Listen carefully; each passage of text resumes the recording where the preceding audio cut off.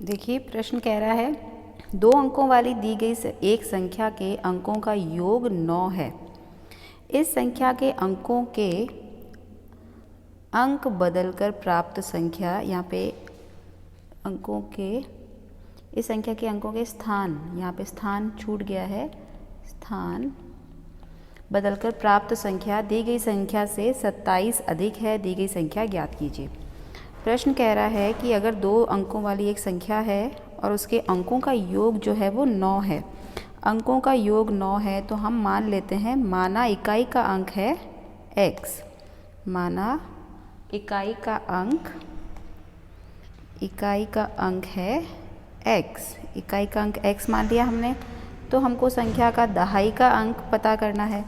तो दहाई का अंक क्या हो जाएगा, दहाई का अंक क्या हो जाएगा, क्योंकि संख्या के अंकों का योग 9 है हमको दिया है, तो ये हो जाएगा 9 माइनस x। ऐसा क्यों है, क्योंकि इकाई का अंक x है और दहाई का अंक हमको नहीं पता, दोनों अंकों का योग 9 है, तो दहाई का अंक हो जाएगा 9 माइनस x। तो हमारी संख्या क्या बन गई, संख्या क्या बनी, संख्या बन गई जो दहाई का अंक है उसको हम 10 से गुणा कर देंगे, दहाई के अंक को 10 से गुणा करेंगे, 10 माइनस 10 को गुणा कर देंगे 9 माइनस x से, प्लस इकाई का अंक हो गया x हमने माना है अभी। तो देखिए आगे क्या होगा, ये हमने लिख दी संख्या हो गई। संख्या क्या बनी हमारी, हमेशा जब भी हम ऐसे प्रश्न में संख्या बनाते हैं तो संख्या हम क्या बनाते हैं, जो दहाई का अंक होता है उसको 10 से गुणा कर देते हैं और इकाई के अंक को उसमें जोड़ देते हैं, तो वो हमारी संख्या बन जाती है। अब प्रश्न में कहा है कि इस संख्या के अंकों का स्थान बदलकर प्राप्त संख्या दी संख्या से 27 अधिक है, यानी हमको इसके अंकों के स्थान को बदलकर नई संख्या बनानी है। तो हम क्या लिख देंगे कि अंक बदलने से बनी संख्या, अंक बदलने से बनी संख्या। अब अंक बदलने से क्या संख्या बनी है, हमको क्या करना है, हमको सिर्फ और सिर्फ अंक बदलने, यानी इकाई के स्थान पे हमको दहाई वाला लिख देना है और दहाई के स्थान पे इकाई वाला लिख देना है। तो संख्या क्या बन जाएगी, 10 को हम किससे गुणा करेंगे, यहाँ पे दहाई वाला अब क्या बन गया है, x अब दहाई बन गया है, तो यहाँ पे 10 को हम गुणा कर देंगे x से और इकाई के स्थान पे हम लिख देंगे दहाई वाला, दहाई है 9 माइनस x। ये अंक बदलने से बनी संख्या, ठीक है। ये हमने अंक बदल दिए, हमने इकाई के स्थान पे दहाई वाला लिख दिया और दहाई के स्थान पे इकाई वाला लिख दिया, तो ये हमारी नई संख्या बन गई। अब हम क्या कर लेते हैं, इसको हम हल कर लेते हैं। प्रश्नानुसार ATQ अकॉर्डिंग टू क्वेश्चन क्या कह रहा है, प्रश्न क्या कहा है, देखिए प्रश्न में इस संख्या के अंकों के स्थान बदलकर प्राप्त संख्या, यानी जो नई संख्या है, अंक बदलकर प्राप्त संख्या का क्या मतलब है, नई संख्या, यानी नई संख्या दी गई संख्या से 27 अधिक है। दी गई नई संख्या कौन सी है, ये वाली नई संख्या है हमारी, ये नई संख्या। तो देखिए 10 ब्रैकेट में x प्लस 9 माइनस x, ये नई संख्या है। ये नई संख्या दी गई संख्या क्या थी, 10 9 माइनस x प्लस x, ये दी गई संख्या थी। दी गई संख्या से 27 अधिक है, ये हमको प्रश्न में कहा है कि अंक बदलने से बनी संख्या जो हमको दी गई संख्या है या पुरानी संख्या है उससे 27 अधिक है। तो पुरानी संख्या में हमने 27 जोड़ दिया तो दोनों बराबर हो जाएगी। अब हम क्या कर लेते हैं, इसको हल करते हैं। तो देखिए ब्रैकेट खोल लेते हैं, 10 गुणा x 10x plus 9 minus x बराबर, अब ये 10 जो है ब्रैकेट के बाहर है, तो ब्रैकेट के अंदर ये गुणा होगा, पहले 9 से गुणा होगा, 10 गुणा 9 90 माइनस 10 गुणा x 10x plus x plus 27। अब हम क्या कर लेंगे, अब हम x वाले टर्म्स को एक तरफ कर लेंगे, बिना x वाले एक तरफ। तो देखिए 10x ये माइनस x, इनको सबको मैं एक साथ लिख देती हूँ। इस तरफ से माइनस का 10x इधर आके हो जाएगा प्लस का 10x, ये प्लस x आके हो जाएगा माइनस का x बराबर 90 था, 90 ऐसे कैसे लिख दिया, प्लस 27 था ऐसे कैसे लिख दिया। अब ये बराबर के निशान के इस तरफ से 9 इधर आके माइनस का 9 हो जाएगा। अब देखिए ये 10x और ये 10x तो हो गए 20x। 20x माइनस का x और माइनस का x हो गया माइनस का 2x बराबर। अब देखिए 90 प्लस 27, 90 के अंदर हमको यहाँ पे 27 जोड़ना है। 90 प्लस 27 हमारा कितना हो गया, यहाँ पे इसको हम हल करते हैं। ये हो गया 7, 9 और 2 11 माइनस 9, 117 माइनस 9 और यहाँ पे 20x माइनस 2x कितना हो गया 18x। 117 माइनस 9 हो गया 108। तो x बराबर कितना हो जाएगा, x बराबर हो जाएगा हमारा 108, ये 18 यहाँ पर आ जाएगा बटा में।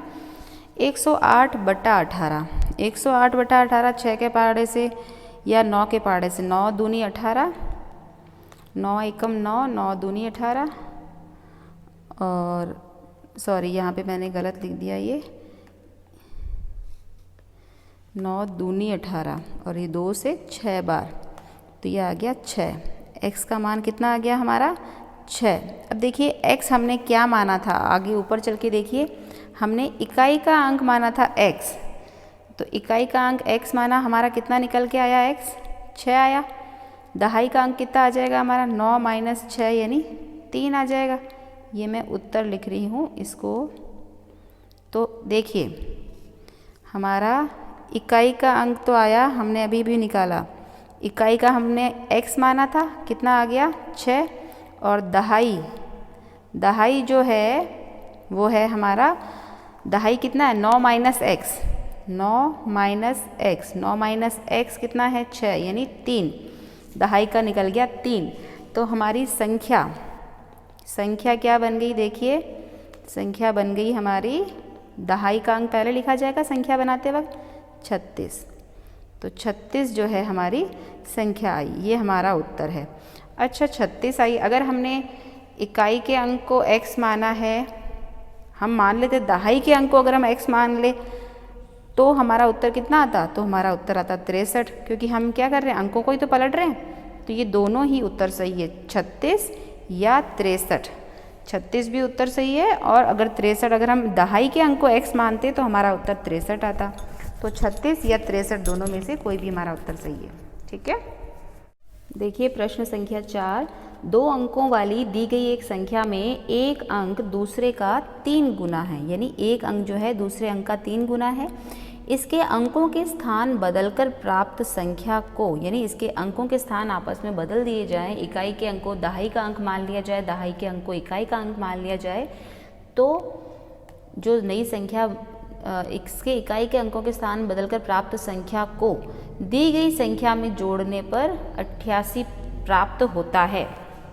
दी गई संख्या ज्ञात कीजिए। तो हमको दी गई संख्या ज्ञात करनी है। हमको पहले क्या दे रखा है, 2 अंकों वाली दी गई एक संख्या में एक अंक दूसरे का 3 गुना है। तो हम क्या मान लेते हैं, हम मान लेते हैं कि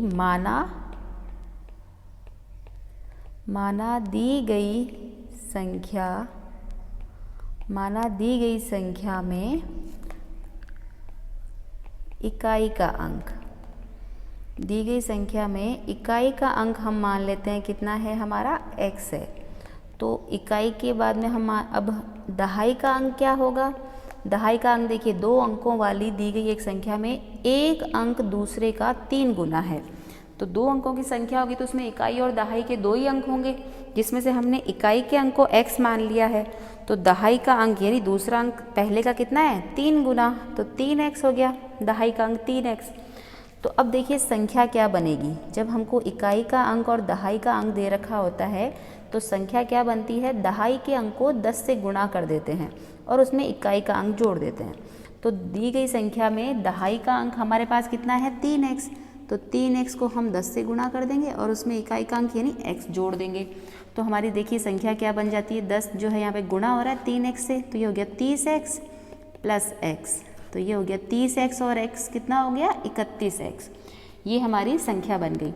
अब अंक बदलने से बनी नई संख्या, इसमें प्रश्न में कहा है ना इसके अंकों के स्थान बदलकर प्राप्त संख्या, तो हम लिख देंगे अंक बदलने से प्राप्त अंक बदलने से प्राप्त नई संख्या। अंक जब हम बदल रहे हैं तो नई संख्या क्या मिल रही है हमको अंकों को बदलने से, यानी इकाई के स्थान पर दहाई का अंक और दहाई के स्थान पे इकाई का अंक। तो यहाँ पे 10 के साथ में हम पहले दहाई वाला लिख रहे थे, लेकिन अब इनके अंक जो है आपस में बदल गए, इकाई दहाई पे चला गया, दहाई इकाई पे, तो ये नई संख्या हो जाएगी। ये 10x प्लस 3x, ये हो गया 13x। 10x और 3x कितने हो गए? 13x। अब प्रश्नानुसार अकॉर्डिंग टू क्वेश्चन प्रश्न क्या कह रहा है, देखिए प्रश्न कह रहा है इसके अंकों के स्थान बदलकर प्राप्त संख्या को दी गई संख्या में जोड़ने पर 88 प्राप्त होता है। यानी पुरानी संख्या और नई संख्या, पुरानी संख्या क्या थी 31x और नई संख्या क्या आ गई 13x, यानी दोनों को अगर हम जोड़ें 31x और 13x, इनको जोड़ें तो कितना प्राप्त होता है 88, ये प्रश्न में कहा है। अब 31x और 13x को जोड़ते हैं तो हमारा कितना आता है 44x बराबर 88। तो x बराबर 88/44, ये एक बार ये दो बार, तो हमारा x कितना मिल गया 2। अब हमने क्या, देखिए इकाई का अंक हमने माना था x और दहाई का 3x, तो हमारा इकाई का अंक तो आ गया, इकाई का अंक आ गया हमारा x कितना आया 2, और दहाई का अंक क्या है हमारा, दहाई का अंक है हमारा 3x, 3 गुणा x कितना है 2 यानी 6। तो हमारी संख्या क्या बन गई, संख्या कैसे बनती है, पहले दहाई का अंक लिखा जाता है फिर इकाई का, हमारी संख्या क्या बन गई 62। ठीक है, बस ये हमारा उत्तर आ गया है, ये जो है 62, ये हमारा आंसर है। देखिए प्रश्न संख्या 5, शोभो की माँ की आयु शोभो की आयु की 6 गुनी है। यानी शोभो की माँ की उम्र जो है शोभो की उम्र से 6 गुनी है। देखिए जब भी हमेशा 2 की तुलना की जाती है तब जिस संख्या से तुलना करते हैं उसकी आयु हम x मान लेते हैं। तो शोभो की आयु की 6 गुनी है, तो हम क्या लिख देंगे, माना शोभो की आयु कितनी है, जिससे तुलना की जा रही है उसको हमेशा x मानना है। तो हम लिख देंगे माना शोभो की आयु कितनी है x वर्ष, शोभो की आयु x वर्ष है। तो माँ की आयु कितनी हो जाएगी, माँ की आयु है शोभो की आयु की 6 गुनी यानी 6x वर्ष।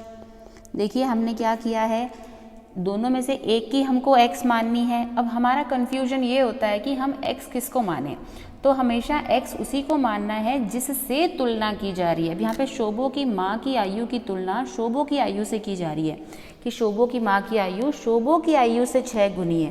तो शोभो की आयु x मान ली हमने और माँ की कितनी हो गई 6 गुना है तो 6x हो गई। अब क्या करना है, 5 वर्ष बाद शोभो की आयु उसकी माँ की वर्तमान आयु की 1/3 हो जाएगी, उनकी आयु ज्ञात कीजिए। अब देखिए 5 वर्ष बाद कहा है, तो 5 वर्ष बाद दोनों की आयु कितनी होगी, 5 वर्ष बाद में शोभो की आयु तो कितनी हो जाएगी, जितनी भी उसकी अभी वर्तमान आयु है, प्रेजेंट आयु है कितनी है x, उसमें 5 साल जुड़ जाएगा। अगर वो 5 साल की है तो 10 साल की हो जाएगी, 10 की है तो 15 की हो जाएगी। इतने वर्ष जितनी भी है, x हमें पता नहीं है, x मतलब हमें पता नहीं है, ज्ञात नहीं है। और माँ की आयु कितनी हो जाएगी, जितनी अभी है 6x है उसमें 5 जुड़ जाएगी 5 वर्ष बाद, ये माँ की आयु हो जाएगी 5 वर्ष बाद। अब अकॉर्डिंग टू क्वेश्चन प्रश्नानुसार प्रश्न क्या कह रहा है कि 5 वर्ष बाद, देखिए क्या बोला है, 5 वर्ष बाद शोभो की आयु 5 वर्ष बाद कितनी है, ये x + 5, उसकी माँ की वर्तमान आयु कितनी है, ये कौन सी आयु है, वर्तमान, ये है वर्तमान आयु, ये दोनों आयु जो है ना ये वर्तमान आयु है। तो क्या कहा है, 5 वर्ष बाद शोभो की आयु कितनी 5 वर्ष बाद, ये उसकी माँ की वर्तमान आयु का 1/3 हो जाएगी। वर्तमान आयु कितनी 6x, इसका 1/3 हो जाएगा। ये हमको अगर हम नहीं लिखते तब भी चलता, क्योंकि ये हमको प्रश्न में नहीं पूछा है, हमको सिर्फ 5 वर्ष बाद शोभो की आयु कहा था। तो देखिए क्या कहा है, 5 वर्ष बाद शोभो की आयु यानी ये उसकी माँ की वर्तमान आयु कितनी है, देखिए माँ की वर्तमान आयु है 6x, माँ की वर्तमान आयु की 1/3 जिसकी 1/3 हो जाएगी उसके साथ में हम गुणा कर देते हैं। गुणा 1/3 मतलब 1/3 हो जाएगी। अब हमें इसको हल करना है, इसको हल करते ही हमारा उत्तर आ जाएगा। तो देखिए 3 6 से कितनी बार कटेगा, 3 दूनी 6, तो ये हो गया x + 5 बराबर 2 गुणा x 2x। तो हम x वाले टर्म्स को एक तरफ ले आते हैं, बिना x वाले को एक तरफ ले आते हैं। तो यहाँ पे हम 5 को अकेला छोड़ देते हैं, 2x पहले से है, इधर से x आएगा तो क्या हो जाएगा माइनस का x। तो ये हो गया 5 बराबर 2x माइनस x कितना होता है x, यानी x का मान हमारा कितना आ गया x वर्ष। x का मान कितना आया x वर्ष। हमने x क्या माना था, शोभो की आयु, तो शोभो की आयु तो कितनी आ गई हमारी, शोभो की आयु तो आ गई है हमारी, शोभो हमने x मानी थी तो शोभो आ गई 5 वर्ष। और उसकी माँ जो है उसकी उम्र की कितनी है 6 गुना यानी 6x, 6x कितना है 5, 6 पंजे 30 वर्ष। तो ये हो गया 5 वर्ष, शोभो तो हो गई 5 वर्ष की और माँ है 30 वर्ष की। ये हमारा आंसर है, ठीक है। देखिए प्रश्न संख्या 6, महुली गांव में एक तंग आयताकार भूखंड विद्यालय बनाने के लिए सुरक्षित है। इस भूखंड की लंबाई और चौड़ाई में 11:4 का अनुपात है। गांव पंचायत को इस भूखंड की बाड़ यानी फेंसिंग चारों तरफ जो होती है कराने में ₹100 प्रति मीटर की दर से 75,000 रुपये व्यय करने होंगे। भूखंड का माप यानी डायमेंशंस ज्ञात कीजिए। देखिए प्रश्न क्या कहा है, पहले प्रश्न समझना जरूरी है। महुली गांव, कोई गांव का नाम है, महुली गांव में एक तंग आयताकार भूखंड विद्यालय बनाने के लिए सुरक्षित, यानी कोई एक जगह है जिसके अंदर स्कूल बनाना है और उस स्कूल की जो लंबाई और चौड़ाई है वो हमको नहीं दे रखी है, उसका हमें अनुपात दे रखा है। अनुपात मतलब 11:4 में वो है, यानी जो भी उसकी डायमेंशंस होगी, जो भी उसकी लंबाई और चौड़ाई होगी, उनमें अनुपात जो है वो 11:4 रहेगा। इसका अनुपात 11 होगा और ये 4 में होगा, यानी इसको अगर हम 11 की जगह ये मान लो 44 हो गया, ये 44 हो गया तो ये कितना हो जाएगा, ये 16 हो जाएगा। 44 और ये 16 हो जाएगा, मैंने ऐसा माना है, ठीक है। ज़रूरी नहीं है यही हो, कुछ भी हो सकता है डायमेंशंस। गांव पंचायत को इस भूखंड की बाड़ बनानी है और बाड़ बनाने के अंदर जो खर्चा लगेगा वो 100 रुपये प्रति मीटर बाड़ का लगेगा, फेंसिंग का तार का लगेगा और कुल खर्चा जो होगा वो होगा 75,000 रुपये। तो हमको भूखंड के नाप पता करने हैं, नाप कितने हैं। तो जो हमको प्रश्न में दिया है हम पहले वो लिखते जाते हैं। प्रश्न में क्या दिया है, लंबाई और चौड़ाई में अनुपात दे रखा है। हमको प्रश्न में दिया है लंबाई अनुपात चौड़ाई, तो लंबाई अनुपात चौड़ाई कितनी है 11:4 और जो है दर, हम इसको क्या लिख देंगे कि बाड़ कराने की दर कितनी है, बाड़ कराने की 100 रुपये 100 प्रति मीटर, यानी 1 मीटर का खर्चा कितना है 100 रुपये। और पूरा कुल खर्चा कितना आएगा, कुल व्यय या कुल खर्चा इसने बता दिया है 75,000 रुपये जो है कुल खर्चा आएगा।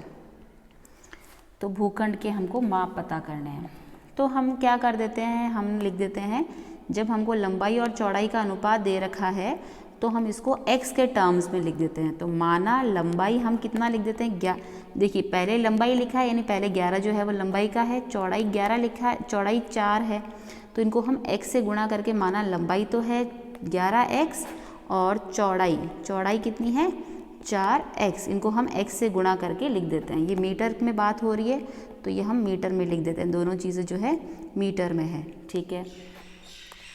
अब इसका परिमाप, अब देखिए यहाँ पे बाड़ जो कुल व्यय आएगा, अगर हमें पता होगा कि कितना मीटर तार लगेगा तो हम क्या करेंगे, उस कुल मीटर को उसकी रेट से गुणा कर देंगे। उसकी रेट कितनी है 100 से गुणा कर देंगे तो वो क्या आ जाएगा हमारा कुल खर्चा, यानी ये।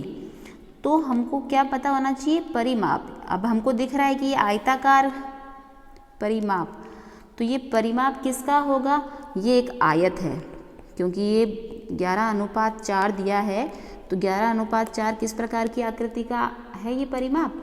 आयत का। आयत के परिमाप का सूत्र आपको पता है 2l + b होता है। l मतलब लंबाई, b मतलब चौड़ाई। तो देखिए 2l कितना है? l है हमारा 11x और चौड़ाई कितनी है हमारी? 4x। तो ये देखिए कितना हो जाएगा? 11 और 4 15x, तो ये हो जाए 15 दूनी 30x। तो ये 30x आ गया हमारा परिमाप। अब परिमाप आने से हम क्या कर लेंगे? अब देखिए 30x जो है उस तार की कुल लंबाई है।